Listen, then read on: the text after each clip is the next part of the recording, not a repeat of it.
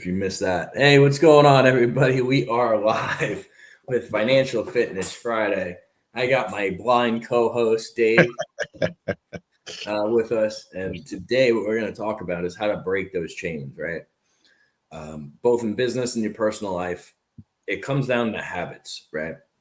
And what brought me to talk about this is I just did a podcast on some of my top mistakes of all time.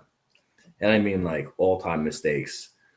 And these mistakes are not like little mistakes. Some of them are multi-six-figure mistakes. Some are in excess of over $500,000 mistakes. And I went through these, and there's a lot of them. So it was a very full show. Like we went for 30 minutes, and we probably could have went for another 30 minutes. And the whole point in me saying this was in discussing my mistakes, I noticed patterns. Okay. And all my mistakes usually revolved around 2 or 3 patterns or habits that I have. And when I saw that, it was really, really easy to see that, like, hey, if I recognize these patterns and these habits before I made those mistakes, I probably would have saved about $2-3 million. Okay. And so what that means is if I'm capable of doing that, I'm sure everyone else here is capable of doing some stupid shit. Okay. Now, my mistakes typically are a little different. Mine revolve around partnerships. Obviously, you guys hear me talk all the time. I don't do partnerships unless they are bringing something that I cannot build or buy myself. Okay. That's just a rule. So I don't do partnerships. And then another thing that I noticed about myself was I don't do enough due diligence on people or companies. Okay. That was another very, very, very prominent thing is not doing enough due diligence on investments, on companies, and on people. Okay. Especially before writing big fucking checks. And that those two things really popped up and were very clear to me. And I think bringing into what I see most people do, and let's break this down. The patterns I see the most from business owners and entrepreneurs, they're very easy to break. Okay. And if you do break these bad habits, you will be able to break the chains that are holding you back financially. Right. And a lot of times by doing that, that also relieves a lot of stress and makes a lot of areas of your life better. Okay. If you're not worried about money, you're going to be a better dad. If you're not worried about money, you're going to be a better husband. Okay. Like these are just facts. This is how it works. All right. So the first thing I see all the time is entrepreneurs using their personal credit and their personal credit cards, okay, to float and run the business. This is a massive mistake. Okay. What happens is when you use your own personal credit, your own personal cards, and you leave those balances there, you're really hurting your credit.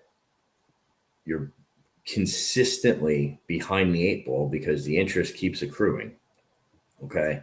And you're basically, instead of having positive cash flow coming in, you're creating a negative cash flow situation. Okay. Cash flow is king, cash flow is everything. All right. Now, if we break this down to the average consumer, average person, because you don't own a business, it's you guys running up your credit cards, okay, and not paying them off at the end of the month. But the business owner, they do some especially stupid things, use their personal cards instead of using business cards. So let's figure out how to fix both of these things. And then Dave's going to give the next topic, and we're going to go back and forth here. So on the business side, you should set up business credit, get vendor accounts, okay, and use those. And then you should get business credit cards. Nothing should be on you personally if you can avoid it. All right. And that starts day one, building business credit. I've done multiple shows on it, multiple trainings on it. Go on YouTube, find it, build it. Start now, do it for free. Okay. It's that simple. On the personal side, it's one, tracking your spending and not spending recklessly. Okay. I see a lot of people doing that, spending recklessly. And then on the flip side to that coin is making sure that you're paying off your balances, or at least the statement balance, on a monthly basis. All right. And have that set up on auto pay, and not just have it set up on auto pay, but have it set up to be paid on the statement date or a day before the statement date, and you guys will be in really good shape. You'll start seeing your credit go up, your debt go down, and life will get really, really good for you. All right. So that's the first one. Dave, what other things do you see business owners do? Oh man, if you want to go back to personal credit stuff, I mean, a lot on that's the biggest thing. One thing I want to add to that, guys, is I don't think people understand how big personal credit card debt currently is. I think it's pushing it's got to be 1.4 trillion. It's all-time highs. Yeah, so it's pushing that. And a lot of so are defaults, by the way. Right. And a lot, defaults. Obviously they correlate together. Higher that number, the higher people are on the default line. And let me be clear about the personal credit side, especially if you're working to get yourself lendable on the business side.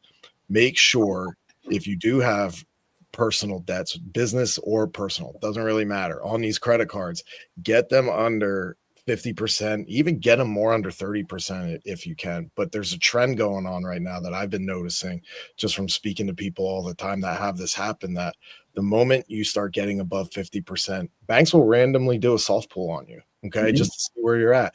Your credit score could still be great. You could still be 700. But the moment you start pushing over 50%, individually, right? I'm not speaking cumulatively, individually. So if you have individual cards that are over 50%, it doesn't look good when they pull that soft pull. It looks very risky, and they are going to flatline your limit pretty much $500 over to whatever that balance is on there. And then you know what happens after that? Your utilization is going to go way up on that card because now it's almost maxed out. And then therefore your credit score is going to drop, and it's going to put you even in a bigger hole. So guys, I can't stress on that. If you're above 50% individually on an individual accounts, do something about it right now. Don't wait. And guys, the same shit goes for business lines of credit. Okay. Like, I can't tell you how often I see people with tapped out lines of credit and 70-80% utilization on their cards. Okay. That's not a healthy spot to be in. It's not a good spot to be in. All right. So in cases like that, you're better off taking an SBA, clearing the deck, okay, and then just managing the one payment or the one SBA payment, okay? Because if you keep going down that road, it's going to put you in almost like a rebuild where you got to rebuild your cash flow, rebuild your credit, and it's going to be a very long, windy uphill battle, okay? So please make sure you're handling that stuff. So we talked about that. Here's what I will tell you. A lot of people that in business have been getting themselves in trouble because the ads are getting more creative, guys. I know because I see all my competitors' ads. All right. Like, there's people that are advertising to do commercial collections, and they're really just trying to set you up for invoice factoring. Right. I see people promoting or advertising grants or SBA microloans, and then they're turning around and pitching you a cash advance. Okay. So I understand how it happens. I really do. There's a lot of stuff that's very deceiving out there. All right. But one of the biggest things that I spend a lot of my time doing is on the credit side too. Yeah, is fixing other people's mistakes. Okay. And what I mean by that is an entrepreneur goes on some website, looks at an ad, applies, gets what they think is a good program, and it turns out to be predatory. And then I have to go in and fix it. Okay. And it is very hard. It is very time consuming, and it is a big pain in the ass. Okay. So what I would do is, one, when you guys are looking for financing, one biggest thing, make sure you pick the right program. Okay. Whether it's invoice factoring, equipment financing, a line of credit, an SBA loan, anything like that, you're good. Okay. As long as it's solving the purpose that you need. Just be careful, because a lot of people don't carry those or don't have those programs. There's a lot of reasons for that. One, they're a lot more complicated and they can't get signed up. Okay. Two, they don't understand the program.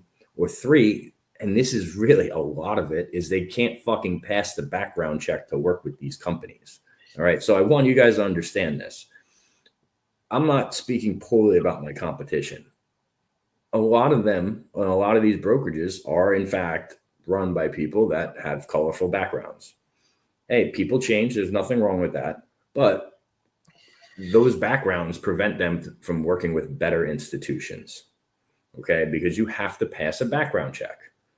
So imagine you're shopping for money. You don't know this, and you go to one of those guys. How do you think that's going to turn out? Well, I can tell you how it turns out. It turns out horrible. Okay. Dave, what else you got on this?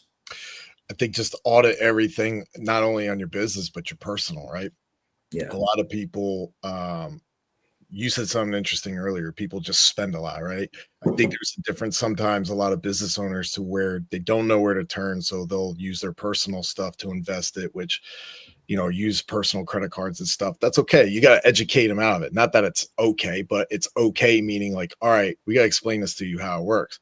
But on the personal side, like if you're just spending, a lot of times you're spending stuff that you don't even use, that you forget, especially like recurring charges. Everything now is pretty much on a recurring charging scale. Start auditing stuff. Like, it really comes down to habits, right? Somebody we were working with the other day, asking me, hey, what shouldn't I do? I said, well, stop applying for stuff just because you want a 40% discount. I said, you're not helping yourself. And then why are you buying more shit anyway? Yeah. Right? Like if you have a desired goal, go broke, man.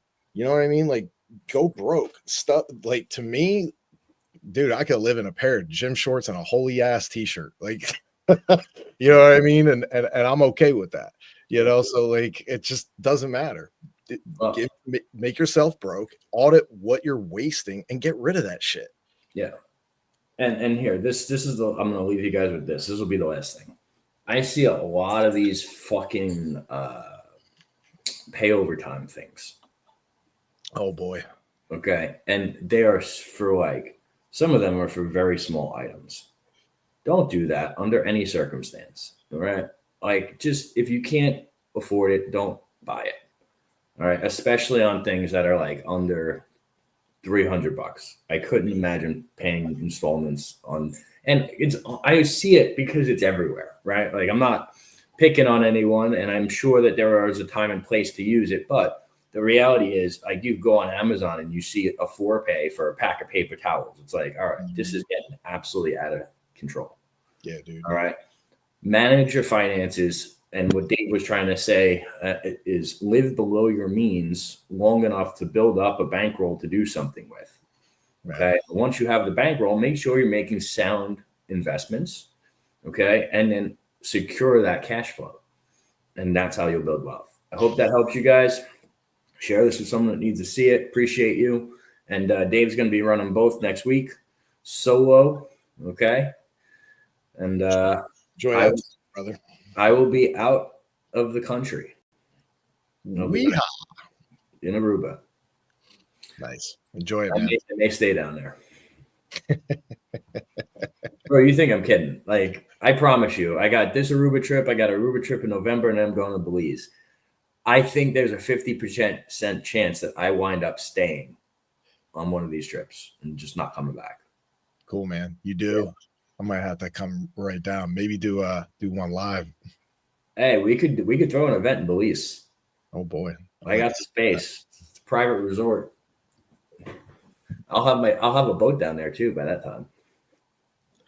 Can you make it? You might have to stop at a couple places. I actually no, I can make it with my boat. Yes, I've mapped it out. The problem is I have to carry about 300 pounds of fuel.